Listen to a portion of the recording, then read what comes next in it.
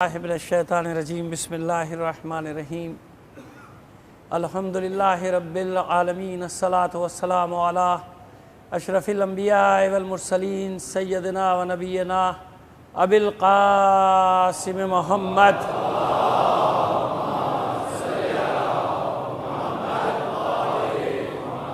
وآلہ الطیبین الطاہرین المعصومین ولعنۃ اللہ علی اعدائہم اجمعین من الآن الی قیام یوم الدین اما بعد فقد قال اللہ تعالی فی کتابہ المبین وہو اصدق القائلین وقولہ الحق بسم اللہ الرحمن الرحیم ولا تلبسوا الحق بالباطل وتکتموا الحق وانتم تعلمون صلوات دے دیجئے محمد علی محمد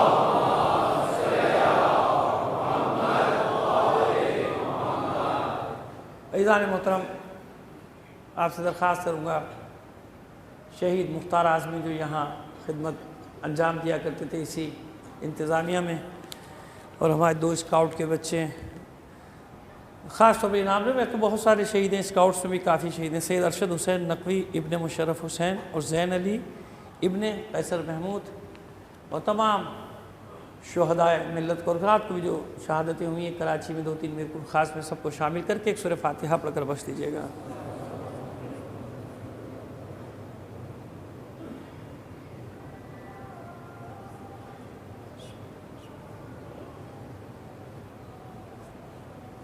اور ایک اور آپ سے درخواست گزاریں بھی، ہم جب نکلے تو جب معلوم ہوا کہ لاہور میں پھر دہشت گردوں نے اٹیک کیا، اور میں نے جیسا کہ پہلی بیچ کا تھا بھی چاہتا ہوں تفصیل میں، لیکن پہلے ایک فاتحہ پڑھ دیجیے ان شہیدوں کے لیے، وہ فوجی جوان اور رینجرز کے جوان اور عام آدمی کلمہ گو مسلمان جو وہاں شہید ہوئے ہیں واگا بارڈر پہ بلاسٹ میں ابھی تھوڑی دیر پہلے، تو ان سب کے ایصال ثواب کے لیے ایک فاتحہ پڑھ کر بخش دیجیے گا۔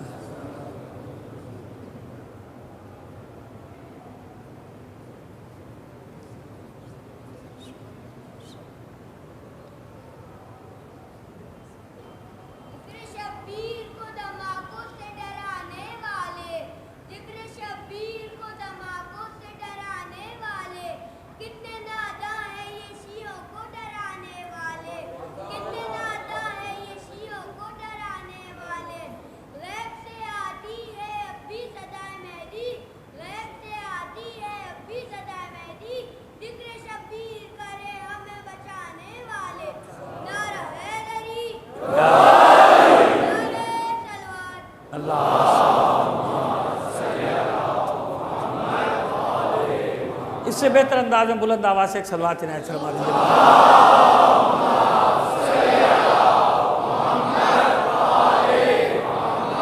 جیسا کہ ہم مستقل پہلے روز سے آپ کی خدمت میں عرض کرتے چلے آ رہے ہیں کہ ٹارگٹ صرف آپ اکیلے نہیں ہیں۔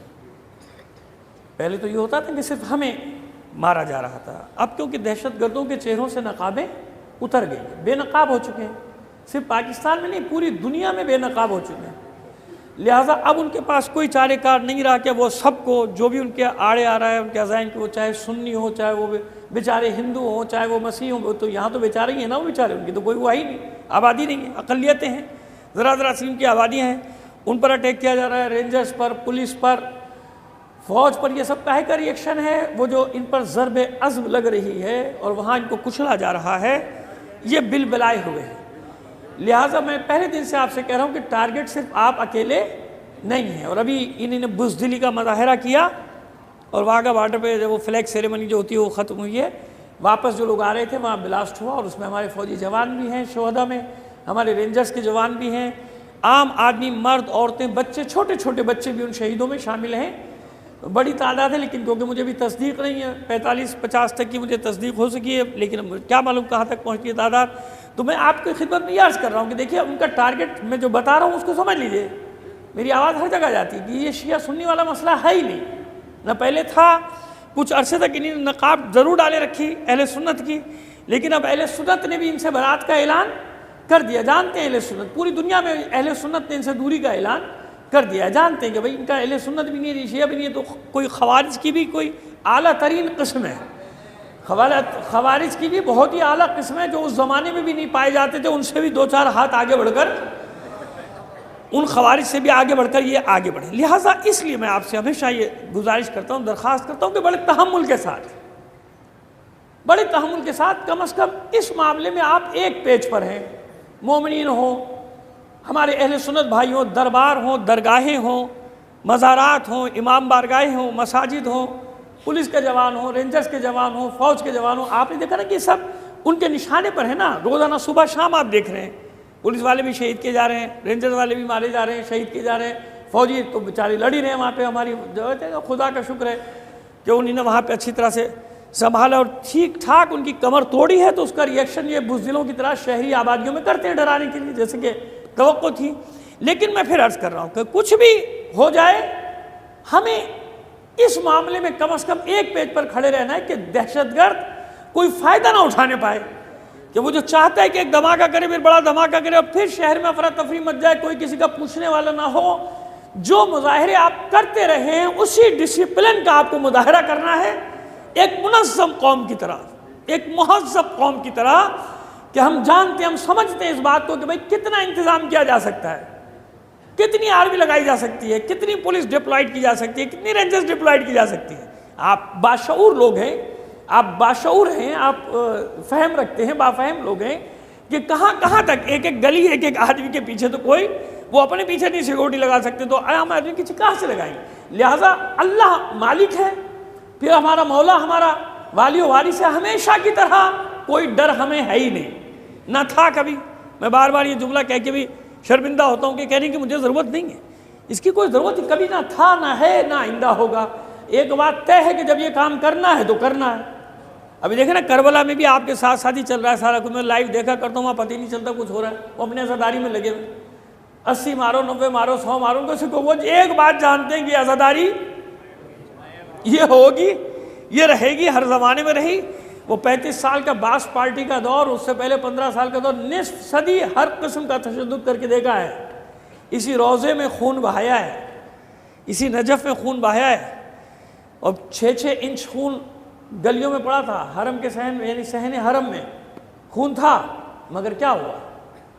کوئی روک سکا ماتم حسین کو؟ کوئی روک سکا عزاداری شبیر کو؟ نہیں روک سکا۔ اور یہی ہم پیغام دے رہے ہیں کہ یاد رکھو کہ اس باطل کی سرکوبی کے لیے ایک نعرہ تمام فورسز کو واپس دے دو۔ ہم چیلنج کر رہے ہیں کہ یہ جہاں 3 سال لگیں گے وہاں 3 ہفتے میں ختم ہو جائیں گے، اور وہ نعرہ واپس دے دو جو عزیز بھٹی نے لگایا تھا اور جو 65 میں گونج رہا تھا پوری دنیا میں، نعرہ حیدری۔ اس نعرے سے دہل جاتا ہے دشمن، یقین رکھو اس نعرے سے دہلتا ہے۔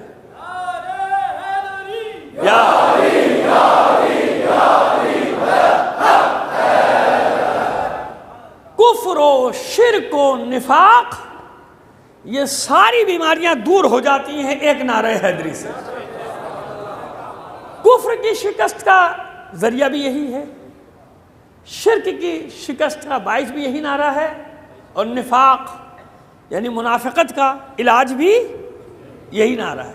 یہ نعرہ لگتا ہے دشمن کے دل بیٹھ جاتے ہیں کہ باقی ہیں بھائی، ابھی تک باقی ہیں، قیامت تک باقی رہیں گے، اور یہ فتح کا نقارہ ہے، یہ اعلان ہوتا ہے، فتح کا اعلان ہوتا ہے۔ بہرحال کوشش کریں گے، کیونکہ زندگی رہی تو معرکہ ظاہر کا آسرے شام غریبہ تک پہنچانا ہے۔ اب ہمیں بھی بڑی احتیاط سے کام لیتے ہوئے چلنا ہے کہ ظاہر کی شام غریبہ تک احتیاط سے کام لینے کا مطلب یہ کہ وہ تھوڑا سا پرابلم اب آنے لگا سانس وغیرہ میں مجھے، تو اس لیے میں کوشش کروں گا کہ ذرا سا ایک تو ڈیوریشن کم کر دوں، معذرت کے ساتھ آج کم رکھوں تاکہ میں تھوڑا سا کور کر سکوں، ریکوری کر سکوں کل پرسوں کے لیے، اور دوسری کہ تھوڑی میری ٹیون بھی نیچی رہے گی جو کہ میری مرضی کے بھی خلاف ہے۔ میری میں تو اپنے انداز میں گفتگو کرتا ہوں، لیکن مجھے پابند کیا گیا کہ آپ لہجہ ذرا دھیما رکھیے، کہ جو مجھے مشکل نظر آتا ہے خاصا، لیکن کوشش کروں گا کہ لہجہ دھیما رکھوں، بات کو آگے بڑھاتے ہیں۔ میں پھر آپ سے گزارش کروں گا کہ جو زخمی ہیں وہاں لاہور میں آج کے بلاسٹ میں، تعداد 100 سے کہیں زیادہ ہے ان زخمیوں کی، جس میں فوجی ہیں، رینجرز کے ہمارے جوان ہیں، اور ہمارے عام مرد عورتیں بچے بھی ہیں، اس میں خواتین کی بڑی تعداد ہے، بچوں کی تعداد ہے۔ جو بیمار ہیں یعنی زخمی ہیں، جن کو زخم آئے ہیں اور زیر علاج ہیں، ان سب کی صحت یابی کے لیے بھی دعا کریں کہ پروردگار عالم بحق بیمار کربلا ان سب کو صحت کاملہ و عاجلہ عطا فرمائے۔ کیونکہ آخر میں مجھے دعا کا موقع نہیں ملتا ہے، اس لیے میں آپ سے دعا کہہ رہا ہوں دعا کے لیے کہ دعا کریں، صدق دل سے دعا کریں، باری الہ بحق محمد و آل محمد ہمارے ملک کو ان دہشت گردوں کے شر سے پاک کر دے، ہمارے شہروں میں امن و امان قائم کر دے، ہمارے دلوں میں ایک دوسرے کی محبت پیدا کر دے، ہمیں ایک دوسرے سے رواداری سے پیش آنے کی توفیق عطا فرمائے، ہمارے دلوں کو ایک دوسرے کے لیے کشادہ کر دے۔ یہ دہشت گرد اور ان کے سرپرست، ان کے اڈے، ان سب کو نیست و نابود کر دے، برباد کر دے۔ بس سرحدوں کی حفاظت کے لیے ایک بار اور صلوات عنایت فرما دیجئے محمد۔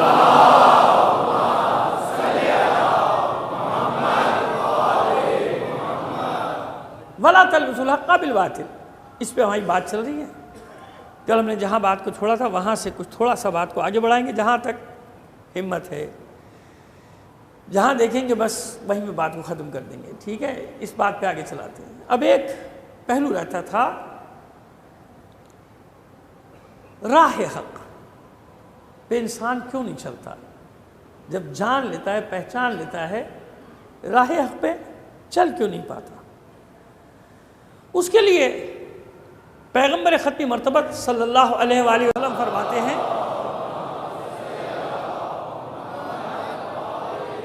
دیکھیے جو اب تک ہم نے گفتگو کی اس کا خلاصہ ہے کہ وہ حسد، بغض اور خواہشات نفسانی، ہوائے نفسانی، وہ اپنی جگہ۔ اب ایک اور چیز کا اضافہ کرتے ہیں، حدیث ہے، اس سے نتیجہ نکالیں گے۔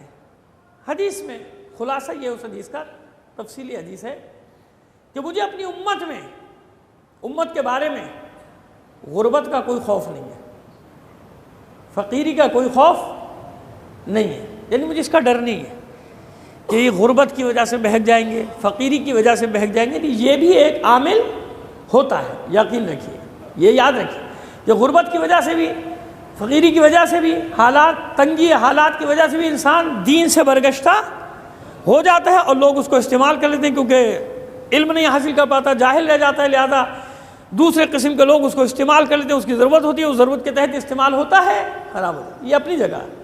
لیکن پیغمبر فرماتے کہ دین کو اس سے بھی خطرہ نہیں ہے، اس سے بھی خطرہ نہیں، یہ خوف نہیں ہے مجھے، حالانکہ یہ ایک عامل ہے، ایلیمنٹ ہے، مگر اس سے بھی ڈر نہیں، یعنی یہ بھی بگاڑ نہیں سکتا دین کا۔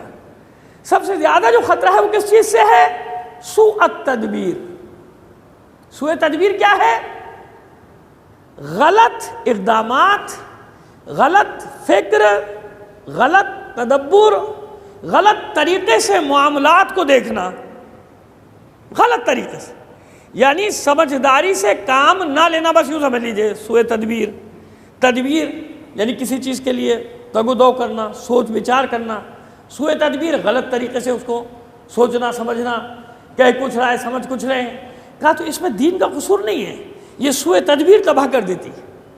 ہم نے سوچا، اب دیکھیے سوء تدبیر کہاں لے کر آئی ہمارے ملک کو؟ سوء تدبیر، وہ بہت ایک جنرل اپنے آپ کو بہت مکار سمجھتا تھا، بہت چالاک سمجھتا تھا، جب اس نے ٹیک اوور کیا پاکستان پہ 77 میں، 1977 میں اس نے ٹیک اوور کیا۔ آج جو مغل ہے پس منظر ریکارڈ پہ رکھنا چاہتا ہوں، ہمیشہ ہر جگہ ریکارڈ پہ رکھتا ہوں میں، یہ کیا ہوتا ہے؟ حالانکہ نام تھا اس کا حق، لیکن حبیب جالی نے بہت عمدہ کہا تھا کہ ظلمت کو ضیاء، سرسر کو صبا، بندے کو خدا کیا لکھنا۔ تو حبیب جالی نے بہت اچھا لکھا تھا ان کے لیے، خیر وہ پورا کلام کسی وقت پڑھ لیجیے گا، سنیے، ان کی آواز میں بھی آتا ہے، اکثر نقل ہوتا ہے وہ کلام حبیب جالی کا۔ لیکن بہرحال تو نام تو تھا ضیاء الحق، لیکن وہ کیا تھا؟ ضیاء الباطل۔ کیسے؟ میں نے کہا نا کہ حق نام رکھ لینے سے حق کبھی نہیں بنتا۔ کیا کیا اس نے؟ ٹیک اوور کیا، تھوڑا سا بچوں کو سمجھانے کے لیے، کیونکہ بچوں کو یہ تاریخ اب پڑھائی نہیں جاتی، نہ اسکول میں، نہ کالج میں، نہ کوئی بتانے والا ہے، لہٰذا ضروری ہے پس منظر سمجھ میں آ جائے، کیونکہ اکثر لوگ کہتے ہیں آپ ضیاء الحق کے پیچھے پڑے رہتے ہیں۔ میں اسی لیے پیچھے پڑا رہتا ہوں کہ ہم لوگ مارتے نہیں ہیں، گھسیٹتے زیادہ ہیں۔ آخر تک دیکھیں نا، کربلا سے آج تک یزیدیت کو گھسیٹ رہے ہیں نا، جان چھڑانا چاہتے ہیں، ہم جان نہیں چھوڑتے، اسی طرح میں بھی اس کی جان نہیں چھوڑتا۔ خیر، اب اپنے اقتدار کو محکم کرنے کے لیے، مضبوط کرنے کے لیے مغربی طاقتوں کی مدد کی ضرورت ہے، عربوں کی مدد کی ضرورت ہے۔ لانے والے بھی وہی ہیں، اگرچہ کہ مغرب ہی لایا تھا اس کو، لیکن ظاہری طور پہ وہ چاہتا ہے کہ مجھے تسلیم کریں سب۔ مغرب اسی ہتھ کنڈے کو استعمال کرتا ہے۔ کیسے استعمال کیا اس کو افغانستان میں؟ کہ مشروعیت ہم دلا دیں گے تمہیں، یعنی قانونی حیثیت، تمہارے مارشل لا کو، تمہاری فوجی حکومت کو، تمہاری آمریت کو ہم قانونی حیثیت دلوا دیں گے، مگر یہ کام کرو، پیسے ہم دیں گے، ڈالر ہم دیں گے، اسلحہ ہم دیں گے، ٹریننگ بھی ہم دیں گے، ٹریننگ بھی ہم دیں گے، یہ کام کرو۔ اور یہ سارا پلان اس کو بنا کے دے دیا، وہ راضی ہو گیا۔ اور اس کے راضی ہونے پر ہی وزیر خارجہ اس وقت کے تھے آغا شاہی، انہوں نے استعفیٰ دے دیا۔ اور ایک انٹرویو میں بعد میں 94 میں اپنے کہا کہ میں اس کو منع کرتا رہا تھا ضیاء الحق کو، اور میں نے کہا تھا یہ بات آن ریکارڈ، ان کا انٹرویو، میں ایسے بات نہیں کر رہا ہوں، یہاں پہ ٹی وی پہ جاتی ہے میری مجلس، اس لیے بالکل ایک جگہ اور بھی میں نے چینل پہ کہا تھا کہ میں آن ریکارڈ بات کر رہا ہوں کہ 94 میں انٹرویو دیتا ہے آغا شاہی، اس میں یہ پورا پول کھولتا ہے کہ میں سمجھاتا رہا کہ اس دلدل میں مت کودنا، پاکستان نکل نہیں سکے گا۔ 80 میں سمجھایا اس نے، جب 80 میں ایک گیم تیار ہو رہا تھا، آغا شاہی نے سمجھایا کہ ایسے یہ کام نہ کرنا، افغانستان کی دلدل میں نہ کودنا امریکہ کے کہنے پہ، ورنہ اس دلدل سے نکل نہیں پاؤ گے۔ آج انصاف سے بتائیے پاکستان نکل پا رہا ہے اس دلدل سے؟ نہیں نکل پا رہا نا۔ تو وہ دماغ رکھنے والے تھے، لیکن اس نے سوء تدبیر کی، اپنے ذاتی اقتدار کو بچانے کے لیے پورے پاکستان کو اس نے داؤ پہ لگا دیا۔ اپنے خیال میں اس نے بڑا اچھا کام کیا کہ میری حکومت مضبوط رہے گی، مغرب میرے ساتھ ہے، عربوں کا پیسہ میرے ساتھ ہے، اور اس کے بعد یہ سارے سلسلے شروع ہوئے، فصل یعنی بیج بوئے جانے شروع ہوئے، آج وہ فصل پک کے تیار ہو گئی۔ تو اسے کہتے ہیں سوء تدبیر، اس سے ڈرتا ہوں۔ حضور فرماتے کہ اس سے ڈرتا ہوں۔ سوء تدبیر جو ہے وہ حکمرانوں کی ہو، اجتماعی ہو، انفرادی ہو، اس سے ڈرتا ہوں، کیونکہ یہ جامع کو، معاشرے کو، پورے اسلامی نظام کو، اسلامی معاشرے کو نقصان پہنچائے گی۔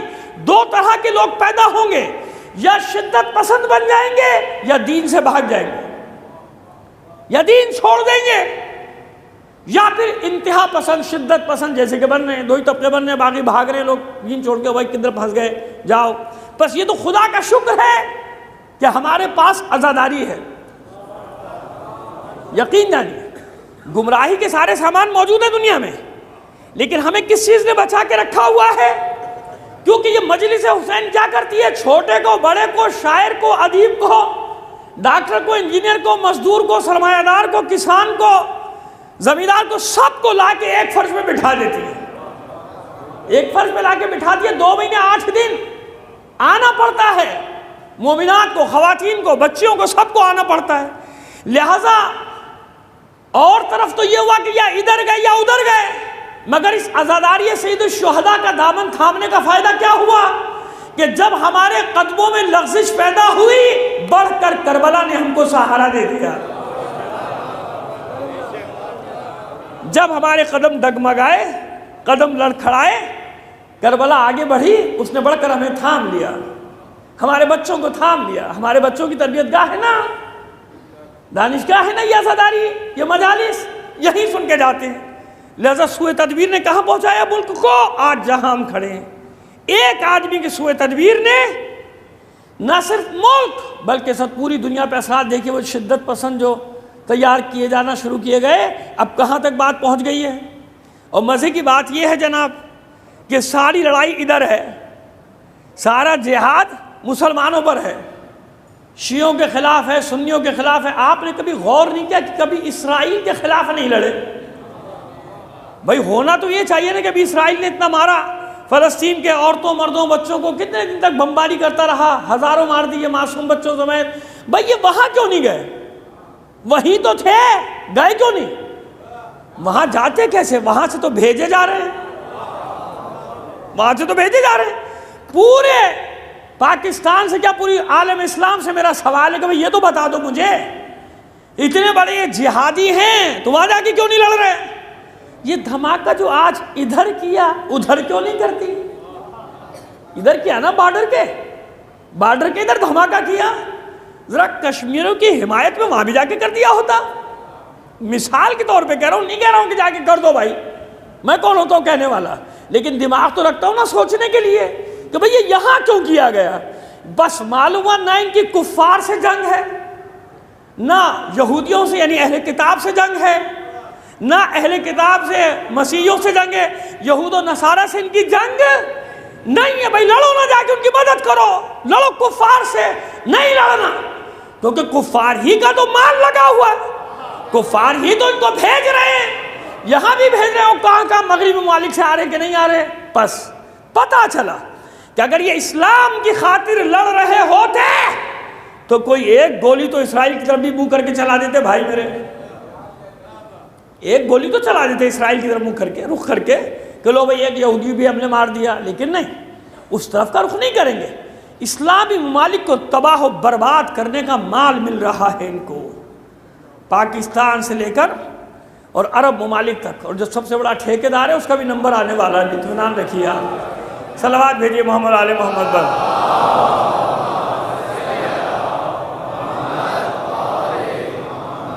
تو مسلمان حکمرانوں کی سوء تدبیر, اس سوء تدبیر نے کیا کیا, حق کے راستے سے ہٹا دیا. نام ہوا کرے حق پر, اسے کیا ہوتا ہے. سوء تدبیر نے یعنی ان کے اپنے ذاتی مفادات, اپنے مفادات کے لیے بھائی بھاگ جائیں گے بیٹھ کے جہاد میں, ان کو کیا ہے. جب 47 سے پہلے پاکستان آزاد نہیں ہوا تھا تو یہاں کا ڈپٹی کمشنر کون تھا بھائی, ایس ایچ او کون لگتے تھے, ڈی ایس پی کون لگتے تھے, انگریز تو ایک ہی بیٹھا ہوتا تھا, یہی تو لوگ تھے نا بھائی, اور کون لوگ تھے. گورنر اور وزیر اعلیٰ تک یہی کیا ہوتے تھے, یہ جتنے بھی ان کے ملازم تھے, جاگیردار اور وڈیرے, انہی سب کو تو لگایا جاتا تھا. نام پڑھ لیجیے تاریخ میں سب کے, میں کیا نام لوں. اسی انعاف صلے کے طور پر ان کو جاگیریں ملتی تھی, سر کا خطاب ملتا تھا, اور پتہ نہیں کیا القابات ان کو ملا کرتے تھے. تو وہ کس کو لاتے تھے بھائی, سامنے نہیں کو رکھتے تھے, ایجنٹوں کو انہی کے ذریعے کام چلاتے تھے. تو یہ وہ خیانت کار لوگ ہیں, یہ جانتے ہیں کہ ان کا کچھ نہیں بگڑے گا, بگڑے گا تو 20 کروڑ عوام کا بگڑے گا, ان کا کیا بگڑے گا. یہ تو پھر اسی تنخواہ پہ ان کے ساتھ جو ابھی لے رہے ہیں ان کے ساتھ کام کرنے لگیں گے. خدا نہ کرے کہ وہ دن آئے. لیکن میں فکر بتا رہا ہوں, ان کی فکر یہ ہے کہ ہمارے کارخانے فیکٹریاں باہر بھی ہیں, ہمارا پیسہ سوئٹزرلینڈ میں بھی ہے, وہاں پہ رکھیں گے. یہ اسلام کی تباہی کا, یعنی اسلام کی نہیں, مسلمانوں کی تباہی کا باعث بن گئی. یہ مفاد پرستی, سوء تدبیر, اپنے لیے سوچا, ملت کے لیے نہیں سوچا, اپنے خاندان کے لیے سوچا, اپنے بچوں کے لیے سوچا. ان بچوں کے لیے کچھ نہیں پتا کہ ان کا مستقبل کیا ہے. شہنشاہ ایران نے 2500 سالہ جشن منایا تھا 1970 میں, 2500 سالہ شہنشاہیت کا جشن تخت جمشید میں, شیراز سے آگے جگہ ہے, تخت جمشید میں منایا تھا. وہ پرانے 2500 سال کے آثار نکال کے کس بات پر, اپنے ولی عہد کا بھی اعلان کرنا تھا. اس زمانے میں 70 میں اس نے کروڑوں ڈالر خرچ کر دیے, جیسے آج کے اربوں ڈالر. ایک فنکشن پہ پوری دنیا کے حکمرانوں کو طلب کیا گیا, ساری دنیا کے صدر, بادشاہ, وزیر اعظم سب پہنچے تھے تخت جمشید میں. سب کچھ کیا اپنے ولی عہد کے لیے. کس ولی عہد کے لیے؟ جس کو اس تخت پہ بیٹھنا نصیب نہیں ہوا. بے گناہوں کا, معصوموں کا خون لگا ہوا تھا نا اس کے ساتھ. یہ اس مستقبل کے لیے سب کچھ کر رہے ہیں جس مستقبل کا کوئی پتہ نہیں ہے کہ کیا ہونے والا ہے. سوء تدبیر نے تباہ و برباد کر دیا. جانتے ہیں کہ یہ اس قابل نہیں ہے, میرا بیٹا تو ہے مگر آدھا پاگل ہے, مینٹل ہے, آدھا پاگل ہے, جانتے ہیں, مگر نہیں کیونکہ میرا بیٹا ہے اور میں جاگیر میں لکھوا کے آیا ہوں کہ پاکستان میرا ہوگا, میرے باپ کا تھا, میرے بچوں کا ہوگا, باقی کسی کو حق نہیں. عبرت کا مقام ہوتا ہے, عبرت کا مقام جو میں نے دیکھا کئی موقعوں پر کہ پڑھے لکھے لوگ, اچھے بھلے پڑھے لکھے لوگ, قانون دان لوگ جب جاہلوں کے پیچھے کھڑے ہو کر ان کی رہنمائی اور رہبری کی باتیں کریں تو یہ عبرت ہوتی ہے اس قوم کے لیے کہ جس قوم کے پڑھے لکھے جاہلوں کے نوکر بن جائیں. پڑھے لکھے لوگ, اپنے تھوڑے سے مفاد کے لیے، پارٹی مفاد کے لیے، جانتے ہیں کہ اس کو کچھ نہیں پتا، جاہل ہے، بات کرنے کی تمیز نہیں ہے اس کو، لیکن بابا بناؤ اس کو، رہبر بناؤ، رہنما بناؤ۔ کیوں؟ یہ اپنے لکھوا کے لایا ہے، نصیب میں لکھوا کے لایا ہے، پاکستان میرے باپ کا تھا، میرا ہے، میرے بعد میرے بچوں کا ہوگا۔ ہے سوء تدبیر، تباہ کر دیتی۔ اور جہاں یہ نہیں ہوتا، جہاں ایسا نہیں ہوتا، جہاں حق کو پیش نظر رکھا جاتا ہے، جو حق ہے اس پر عمل کرو، جو حق ہے اس کے پیچھے چلو، حق دوسرے کے ساتھ ہے اس کا ساتھ دو، باطل اپنے گھر میں ہے اس کا ساتھ نہیں دو، باطل کا ساتھ نہیں دو۔ مولائے عارفان، مولائے کائنات علی بن ابی طالب علیہ السلام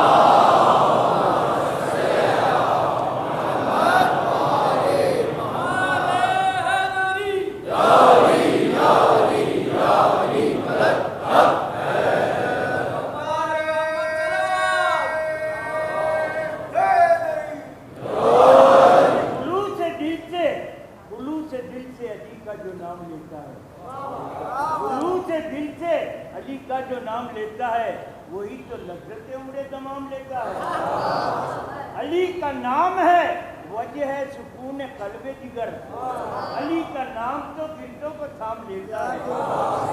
بغیر حب علی مدعا نہیں ملتا، عبادتوں کا بھی ہے سلا نہیں ملتا۔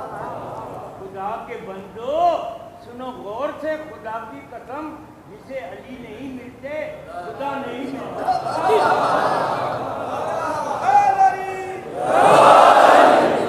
اتنی ہی بلند آواز سے ایک صلوات بھی عنایت فرما دیجئے۔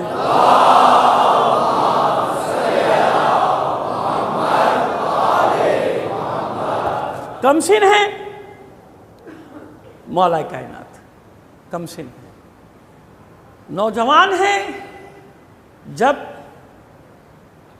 بستر شب ہجرت پر ہیں، نوجوان ہیں، جوان ہیں جب جنگوں میں حصہ لے رہے ہیں، 32 سال کے ہیں، محض 32 سال کے، جب منصب ولایت کا اعلان ہو رہا ہے، دیا نہیں گیا، دیا تو پہلے سے، جب اعلان کر دیا گیا منصب ولایت کا۔ دیکھیے اللہ پہ کوئی جھگڑا نہیں تھا، رسول پہ کوئی جھگڑا نہیں تھا، سب نے کہنا شروع کر دیا تھا لا الہ الا اللہ محمد رسول اللہ، اشہد ان لا الہ الا اللہ و اشہد ان محمدن عبدہ و رسولہ، سب نے کہنا شروع کر دیا، جھگڑا اس پہ تھوڑی تھا۔ یہ کیسے پتہ چلے کہ کون باطل کے ساتھ ہے، کون حق کے ساتھ ہے؟ کیسے پتہ چلے کہ جو لب پہ ہے وہی دل میں ہے یا نہیں ہے؟ کیسے پتہ چلے؟ کیسے معلوم؟ دیکھیے یہ رسول کی سنت نہیں ہے، یعنی یہ سلیقہ بھی نہیں ہے رسول کا، یہ انداز بھی نہیں ہے کہ انفرادی طور پہ لوگوں کے کریکٹر کو بے نقاب کریں، یہ رسول کا سلیقہ، طریقہ، انداز نہیں ہے، سنت رسول بھی یہ نہیں ہے۔ رسول تو کلی بات کرتے ہیں، ایک کلی بات، ایک پہچان بتاتے ہیں کہ یہ مومن کی پہچان ہے، یہ منافق کی پہچان ہے، جس میں یہ علامتیں دیکھو مومن، جس میں یہ علامتیں دیکھو منافق، یہ سیدھی سی بات، یہ انداز ہے۔ بس قیامت تک کے لیے کیا معیار ہونا چاہیے؟ کلمہ تو سب پڑھ رہے ہیں بھائی، کلمہ سب پڑھ رہے ہیں، اللہ کی وحدانیت کی گواہی بھی دے رہے ہیں، رسول کی رسالت کی گواہی بھی دے رہے ہیں، یہ کیسے پتہ چلے گا کہ ان کے دل میں کیا ہے؟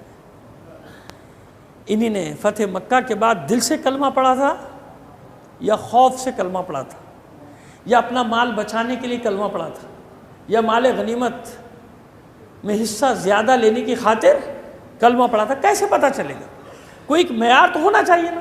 بس یہ وہ معیار ہے جو رسول نے نہیں دیا، یہ اللہ نے دیا، اللہ نے دیا، جو تاکید کی گئی نا، کیسے نہیں پتہ چلے گا؟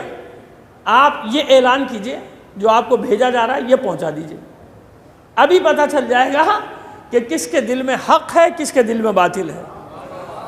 اندر جو چھپا ہوا ہے وہ چہروں پہ سامنے آ جائے گا، آپ چہرے پڑھ لیجئے گا، آپ چہرے پڑھ لیجئے گا، پتہ چل جائے گا کہ دل میں کیا ہے، حق ہے یا باطل ہے۔ اس لیے وہ اہتمام کیا گیا، اس لیے سب کو جمع کیا گیا ورنہ نامعلوم کتنی بار بتا چکے تھے لوگوں کو کہ علی میرا بھائی ہے، علی میرا جانشین ہے. مباہلہ سے دعوت ذوالعشیرہ سے لے کے مباہلہ تک نہ جانے کتنے مقامات پر فتح مکہ کے وقت بھی علم دے کے بتا چکے تھے کہ بھئی یہ میرا نائب ہے، یہ میرا جانشین ہے، مگر نہیں سمجھ میں آ رہا تھا لوگوں کی. اس لیے غدیر خم کے مقام پر یہ اہتمام کیا گیا کہ اب یہ اعلان کر دیجئے، دل میں چھپی ہوئی بات سامنے آ جائے گی. لوگوں کو یہ اندازہ نہیں تھا کہ اعلان ایسا ہو جائے گا. تو پیغمبر نے ختمی مرتبہ صلی اللہ علیہ وآلہ وسلم نے 1,24,000 صحابہ کرام رضوان اللہ تعالی علیہ ان سب کو جمع کیا، اور جمع کرنے کے بعد اقرار لیا کہ بتاؤ جو کچھ اللہ کی طرف سے آیا تم تک پہنچایا کہ نہیں پہنچایا. سب اقرار کرتے رہے، پہنچایا، سارے حکم پہنچائے، سب احکام پہنچا دیے، کمی تو نہیں رہ گئی. پہنچ گئے سب احکام پہنچانے کا اقرار لینے کے بعد اب فرماتے ہیں علی کو بلایا، علی میرے پاس آؤ. برابر میں کھڑے ہوئے، بازو پکڑا، بلند کیا، من کنتو مولا ہو فہذا علی مولا. آج تک یہی معیار ہے، پوری دنیا میں معیار علی کا نام ہے. اگر کسی کے دل کا بھید نہ کھل رہا ہو تو کہتے ہیں کہ علی کا ذکر کر دو. لاکھ چھپائے مگر جو کچھ دل میں ہوگا وہ چہرے پہ اس کے سامنے آ جائے گا. لاکھ آپ کے سامنے کچھ بھی نہ بولے مگر دل کی کیفیت کو چہرے پہ آنے سے روک نہیں سکتا، کیونکہ یہ فیصلہ خدا اور اس کے رسول کا ہے، عام انسانوں کا نہیں ہے.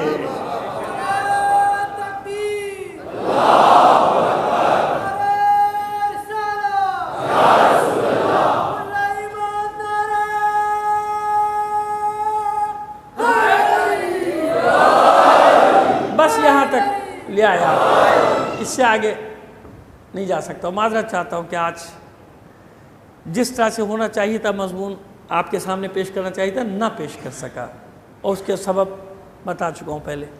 دعا کریں انشاءاللہ خدا نے چاہا کل پرسوں کا دن ہے، ہو جائے گا. بس سر مطلب آ رہا ہوں، ایک بار صلوات بھیج دیجیے گا.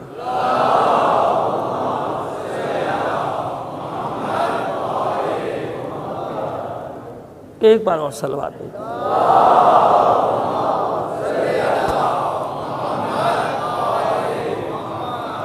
بس عزادار. اسی ولایت کے استمرار کا نام ہے کربلا.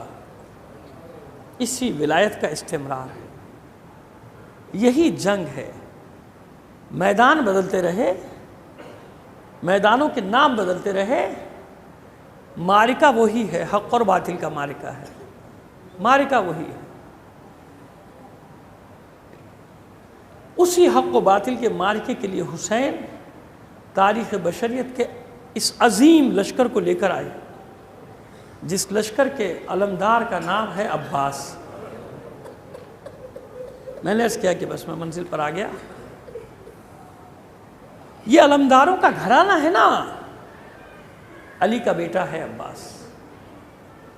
ایسے ہی نہیں، بہت سارے بیٹے ہیں علی کے، مگر عباس وہ بیٹا ہے کہ جس کے لیے یہ گناہگار، یہ طالب علم ایک جملہ ادا کرتا ہے ہمیشہ کہ جس سے ساری دنیا مرادیں مانگے اس کا نام ہے علی، اور علی کی مراد کا نام ہے عباس. جس سے علی اپنی مراد کہے اس مراد کا نام ہے عباس. کسی کے لیے اتنا اہتمام نہیں کیا جتنا عباس کے آنے کا اہتمام کیا. عقد میں بھی اہتمام ہے. کیسے خاندان کی لڑکی ہو، خاتون ہو، جس کی نسلوں میں کہیں بزدلی کا شائبہ بھی نہ ہو، اچھا گھرانہ ہو، بہادروں کا خاندان ہو، اتنا اہتمام. جب خبر ملی ہے نا مولا کو، جناب عباس کی ولادت کی مسجد میں تھے. میں یہ تو نہیں کہہ سکتا کہ دوڑتے ہوئے آئے، ہاں مگر اتنا ضرور ہوا کہ تیز تیز قدم اٹھا، جلدی سے گھر پہنچے. لاؤ میرے بیٹے. جناب ام البنین نے اپنے نو مولود کو مولا کائنات کی آغوش میں دے دیا. رو رہے ہیں، کبھی بازو کے بوسے لیتے ہیں، کبھی سر کے بوسے لیتے ہیں، کبھی آنکھوں کے بوسے لیتے ہیں. میں بہت خوش ہوں ام البنین، آج میں بہت خوش ہوں. اگر جناب ام البنین پریشان ہیں، گھبرائی ہوئی ہیں، پوچھا مولا نے کیا بات ہے، پریشانی کا سبب کیا ہے؟ فرماتی ہیں جناب ام البنین، مولا جب سے یہ دنیا میں آیا ہے نہ آنکھیں کھولی ہیں، نہ غذا طلب کی، نہ رویا ہے. یہی تین چیزیں تو زندگی کی علامت ہے. مولا نے مسکرائے اور کہا حسین کو بلاؤ. 22-23 سال بڑے ہیں جناب سید الشہداء، بلکہ 24 سال تک ہے روایت. 24 سال بڑے ہیں جناب عباس. خبر ملی سید الشہداء کو کہ میرا بھائی دنیا میں آ گیا. جتنا علی کو انتظار ہے نا، اتنا ہی عباس کا انتظار حسین کو بھی تھا. ہاں، سید الشہداء کے لیے کہہ سکتا ہوں کہ دوڑتے ہوئے گھر میں آئے، نوجوان ہے. آنے کے بعد کہا بابا لا یہ میرے بھائی کو میری آغوش میں دے دو. ادھر علی کی آغوش سے حسین کی آغوش میں آئے عباس، آنکھیں کھول دی، آنکھیں کھول دی. ایک پریشانی دور ہو گئی جناب ام البنین کی. اس کے بعد حسین نے اپنی لسان مبارک دہن مبارک عباس میں دے دی. غذا مل گئی، روئے گا تو نہیں، اس لیے کہ اس کا نام ہی شیر ہے. علی نے تسلی دے دی، خاص اس کے لیے آیا، مقام کے لیے. یہ آنکھیں کھولنے کی بات میں نے کیوں کی، یہ ذہن میں رکھیے گا. یہی تو وہ واقعہ ہے جو عباس نے آخری لمحات میں مولا کو یاد دلایا تھا کہ مولا جب میں دنیا میں آیا تھا نا، میں نے سب سے پہلے آپ کی زیارت کی تھی. آنکھیں نہیں کھولی تھی عباس نے جب تک حسین کی آغوش میں نہ آ گئے تھے. بس اس عباس کی پرورش شروع ہوئی. ماں نے شیر میں غلام یہ حسین گھول کر پلانا شروع کر دیا. سکھا رہی ہے ماں کہ تو کنیز زادہ ہے، یہ سب آقا زادے ہیں. اب اس ماں کی آغوش میں تربیت پانے والا عباس، میں کیسی یہ جملہ کہہ دوں جو کہیں کہیں ہمارے بعض احباب کہہ جاتے ہیں، جوش محبت میں سوچے بغیر کہہ جاتے ہیں کہ عباس نے تلوار سے جو خط کھینچا تھا اور کہا تھا آنے والوں کو کہ جو ادھر آیا اس کا سر اس کے تن پہ محفوظ نہیں رہے گا، جس نے میری کھینچی ہوئی لکیر عبور کی. جس نے اس خط کو عبور کیا وہ جان سلامت لے کر نہیں جا سکتا، کوئی نہیں آتا تھا. یہاں پر جناب سید الشہداء آئے، اپنے شیر کو دیکھا کہ جلال میں آ گیا. عباس کو جلال آ گیا. آنے کے بعد عباس کے شانے پہ ہاتھ رکھ کے کہا عباس نہر سے خیمے ہٹا لو. اب یہاں جوش محبت میں ہمارے کچھ احباب کہیں کہیں کہہ جاتے ہیں کہ اتنے جلال میں تھے عباس کہ حسین کو زینب سے پیغام دلوانا پڑا. زینب غضب ہو گیا، عباس کو جلال آ گیا. آپ کہیں گی تو زینب رکیں گے، ورنہ عباس رکیں گے، ورنہ نہیں رکیں گے. اور پھر زینب کو پیغام بھیجنا پڑا تھا عباس اگر خیمے نہ ہٹائے تو زینب خیمے سے باہر آ جائے گی. اس سے بھی آگے کی بات کرتے ہیں. عزادارو، علی کا بیٹا ہے عباس، ام البنین کا بیٹا ہے عباس. ایک طرف ماں سکھا رہی ہے تو حسین آقا ہے، تو غلام ہے. دوسری طرف سارے اسرار و رموز سکھا رہا ہے خود مولا. کیا یہ نہیں سکھایا کہ حسین تیرا آقا ہے؟ کہتے نا کہ ثانیہ زہرا اور جناب ام کلثوم کے سامنے کبھی جناب عباس نے نگاہیں بلند نہیں کی. ارے وہ نہیں، صرف وہ نہیں، کبھی حسین کے آگے بھی عباس کی جرت نہیں تھی کہ آنکھیں اونچی کر لیتے، نگاہیں اونچی کر کے دیکھ لیتے. کبھی نہیں دیکھا، ہمیشہ نگاہیں نیچے رکھتے تھے. بس یہی وہ عباس ہے جس نے سیکھا ہے بابا سے بھی ماں سے بھی کہ امام کا منصب کیا ہوتا ہے، اطاعت۔ اسی لیے جناب عباس کی زیارت میں کیا آپ پڑھتے ہیں؟ یا ایھا العبد الصالح المطیع لمولا، اپنے مولا کا مطیع اور فرما بردار اطاعت کرنے والا ہے عباس۔ اسی لیے جناب عباس کی زیارت میں یہ لفظ ہے مطیع کے، اطاعت گزار، اطاعت کرنے والا، ہر حکم کی اطاعت کرنے والا۔ یہ ہے وہ عباس جسے علی نے تربیت دی۔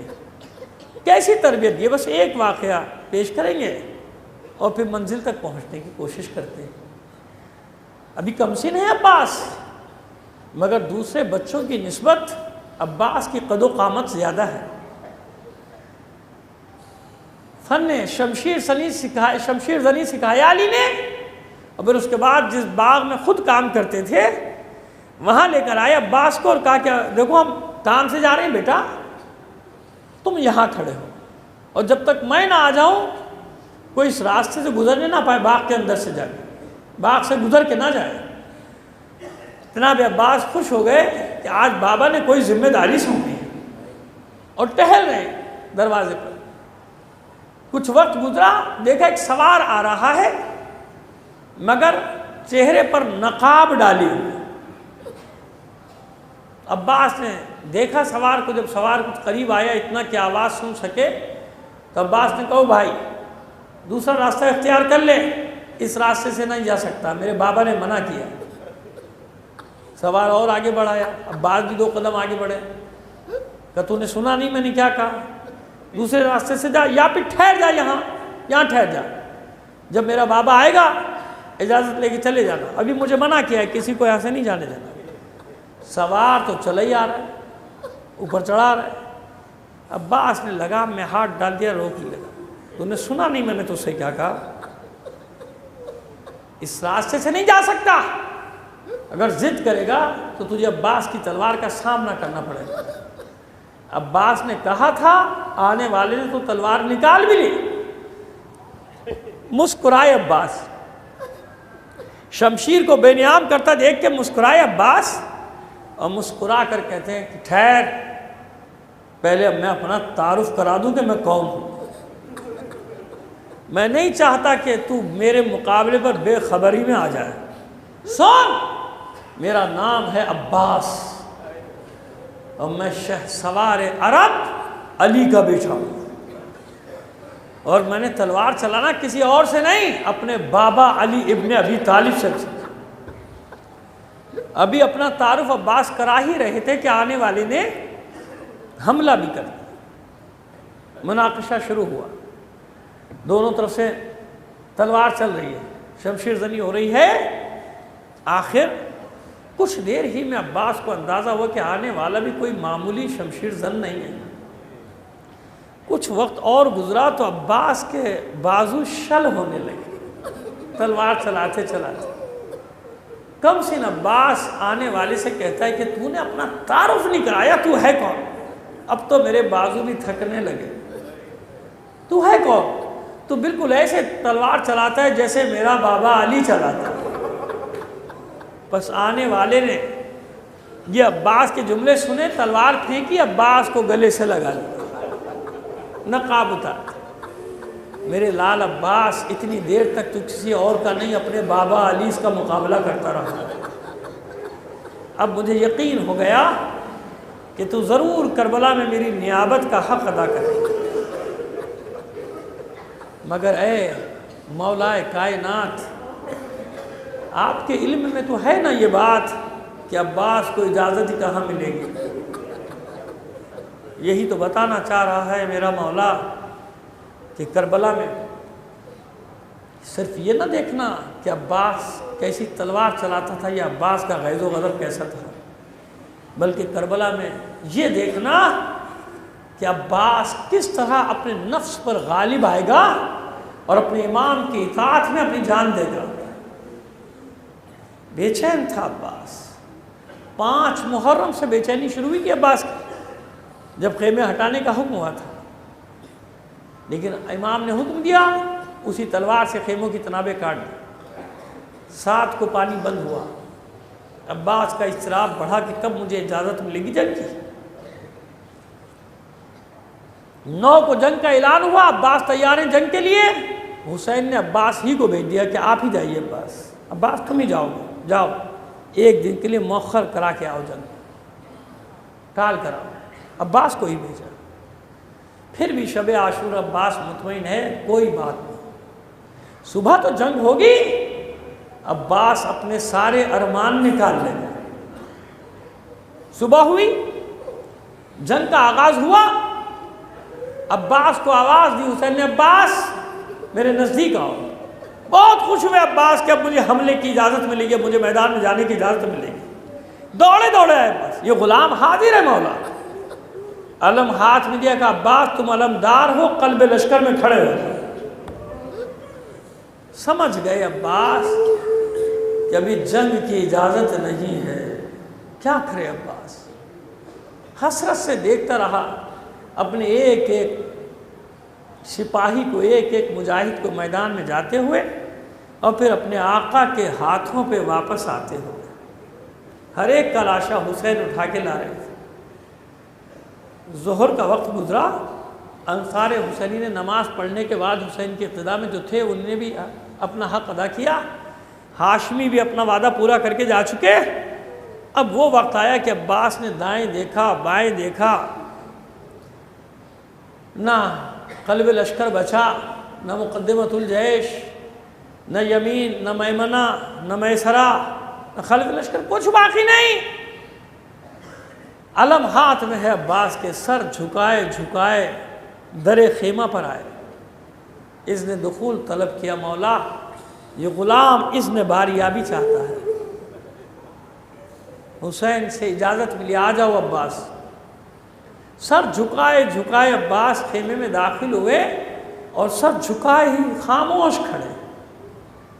مجال نہیں ہے عباس اپنے آقا کے سامنے اپنے آقا کی مرضی کے بغیر، اجازت کے بغیر گفتگو کر لیں۔ پوچھا حسین، عباس کچھ کہنا چاہتے ہو؟ عباس نے اس کی، مولا اگر آپ کی اجازت ہو تو یہ غلام کچھ عرض کرے گا۔ عباس جو دل میں ہے وہ کہو، جو کہنا چاہتے ہو وہ کہو۔ فرماتے ہیں میرے سید و سردار عباس، مولا اب اس غلام کو بھی میدان میں جانے کی اجازت دے دو، اب مجھے بھی مرنے کی اجازت دے دیجئے۔ بڑی حسرت سے حسین نے عباس کو دیکھ کر کہا، عباس تو میرے لشکر کا علمدار ہے۔ ارے علمدار تو لشکر کی زینت ہوا کرتے ہیں عباس، تمہیں کیسے رن میں جانے کی اجازت دوں؟ یا یوں کہہ رہے ہیں حسین کہ عباس تم سے بچوں کی ڈھارس ہے، عباس تم سے بیویوں کی ڈھارس ہے۔ جب کسی شہید کا لاشا آتا تھا، بیویاں گھبرا کے علم کے پھریرے کو دیکھتی تھی۔ علم کا پھریرا لہرا رہا ہے، یعنی عباس موجود، اور جب تک عباس موجود ہے کوئی مصیبت خیموں تک آ نہیں سکتی۔ عباس تمہیں کیسے جانے کی اجازت دے دوں میدان میں؟ عباس نے دست بستہ عرض کی، مولا میرا وہ لشکر ہے کہاں؟ کہاں ہے میرا لشکر جس کا میں علمدار؟ میرے پورے لشکر کو تو آپ نے خود اپنے ہاتھوں سے گنج شہیدہ میں سلایا ہے۔ اب یہ گفتگو ہو رہی ہے، ایک 4 سال کی بچی دوڑتی ہوئی آ گئی۔ آج بھی علم برآمد ہوگا نا، پھر دیکھ لیجئے گا دنیا میں کہیں بھی جب علم عباس برآمد، ایک ہوتا ہے رعیت، وہ الگ ہے، پھریرا جو خالی لہرایا جاتا ہے وہ الگ ہے، لیکن عباس کا علم جب بھی اٹھایا جاتا ہے تو آپ نے غور نہیں کیا ایک چھوٹا سا مشکیزہ اس کے گلے میں، یہ میں نے یا آپ نے تھوڑی ڈال دیا بھائی، بس اس کا مطلب اس کی تاریخ کا کوئی تسلسل ہے، کچھ ہے حکمت، کوئی ہے فلسفہ، کوئی ہے جس نے عباس کے گلے میں یہ مشکیزہ ڈالا۔ ان روایات پہ شک کرنے والوں، سقائے حرم کا منصب تو نہ چھینو عباس سے، یہ منصب ہے عباس کا، منصب ہے۔ سقائے حرم تھا عباس، سقائے سکینہ تھا میرا عباس، میرا مولا عباس۔ بچی آئی چھوٹی دوست، چچا جان پیاس ہلاک کیے دیتی ہے، کیا آپ بھی تھوڑا سا پانی نہیں لا سکتے؟ جیسے عباس کی دلی مراد بر آئی، بیٹھ گئے دو شہزادی ایک بار اپنے بابا سے اجازت دلوا دو، یہ غلام وعدہ کرتا ہے کہ پانی لے کر آئے گا۔ اب بتائیے ایسی سفارش ہو تو اجازت ملے گی کہ نہیں ملے گی؟ اجازت ملی عباس کو، بچی دوڑی دوڑی گئی، دوسرے خیمے سے ایک سوکھا سا مشکیزہ اٹھا لیا۔ عباس بچی کے سامنے جھکے، اتنا جھکے زانوؤں کے بل کہ بچی نے اپنے ہاتھوں سے مشکیزہ عباس کے گلے میں ڈال دیا۔ اتنا مان ہے عباس کو اپنی طاقت پر، اپنے بازوؤں پہ اتنا مان ہے عباس کو کہ جانتے بس ایک بار جانے کی دیر ہے، پھر کون مجھے پانی لانے سے روک سکتا ہے۔ کیسے رخصت ہوئے عباس؟ مگر ایک جملہ ضرور کہا تھا زینب نے کہ جا رہے ہو عباس، جاؤ، مگر اتنا سنتے جاؤ کہ مجھے یقین ہو گیا کہ میرے بازوں میں رسم ضرور بندھے گی، میرے سر سے ردا ضرور چھنے گی، اور مجھے قیدی بنا کر بازاروں میں کچا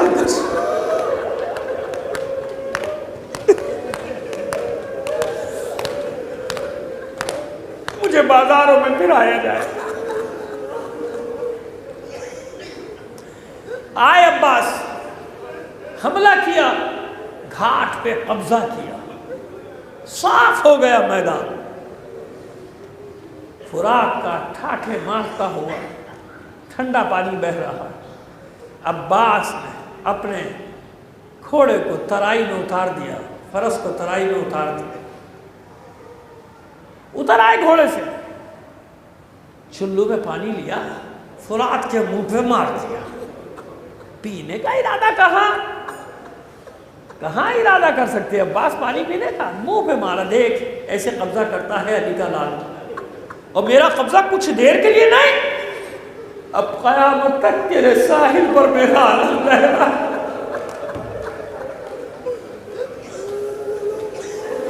ابھی میں کل بھی دیکھ رہا تھا وہی منظر،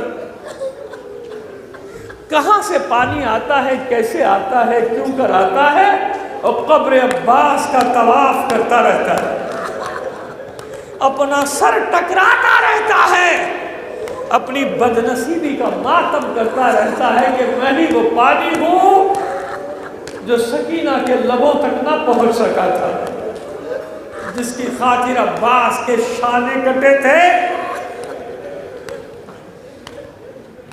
باہر نکلے نہر سے عباس، اب چلا کر کہا، بھاگے ہوئے لشکر کو جمع کیا کہ بزدلو اگر قریب نہیں جا سکتے تو دور سے تیر تو برساؤ۔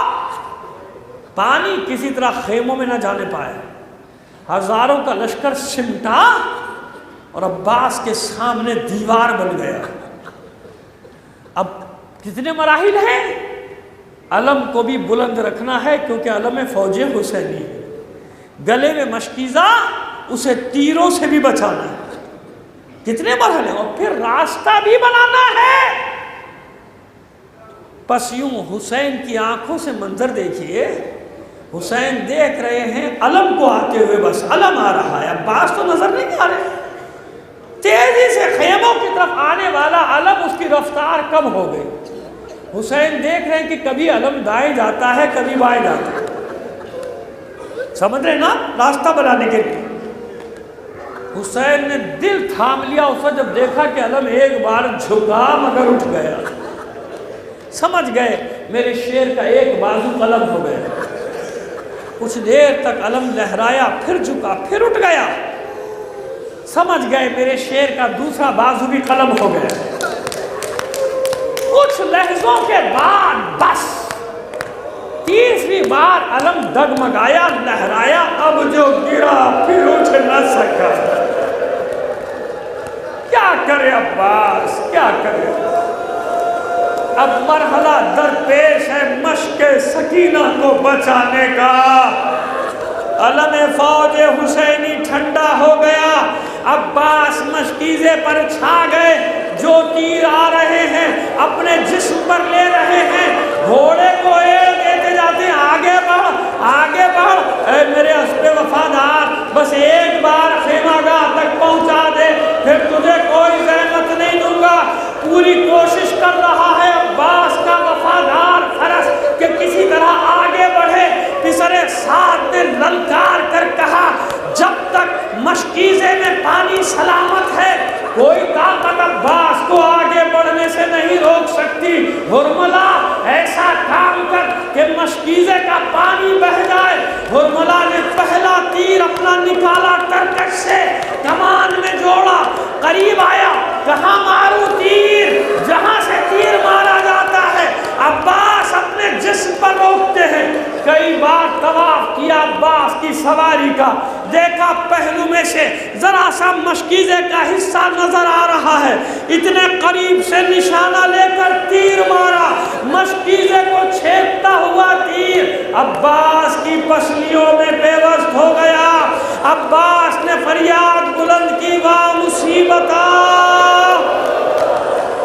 آئے میری مصیبت، واپس چل واپس چل، اے اسب وفادار اب کہاں جاتا ہے؟ پانی نہ رہا، اب خیمے میں عباس کو نہیں جانا، ارے اب تو میرے بازو بھی نہیں کہ پھر سے پانی لانے کی کوشش کر لوں۔ بس عزادارو سنو یہ حصہ کیسے گھوڑے سے گرے تھے عباس، کیونکہ میں مسلسل پڑھتا بھی آ رہا ہوں، سنتا بھی آ رہا ہوں کہ مصائب کا یہ جملہ اسی سے کہا تھا امام نے جو اس حصے کو بیان نہیں کرتا تھا کہ تو میری سب سے بڑی مصیبت کیوں نہیں بیان کرتا ہے۔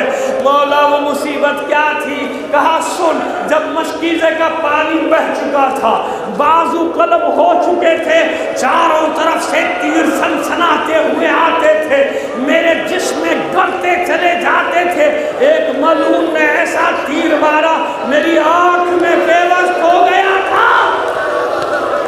بڑی اذیت تھی مجھے، بہت تکلیف میں تھا، سر کو جھٹکے دے کر چاہتا تھا تیر نکال دوں، نہ نکال سکا، کٹے ہوئے بازوؤں کو جوڑ کر چاہا تیر کو کھینچ لوں، نہ کھینچ سکا۔ میں نے ساری طاقت جمع کی، زانوؤں کو فضا میں بلند کیا، تیر کو درمیان میں لے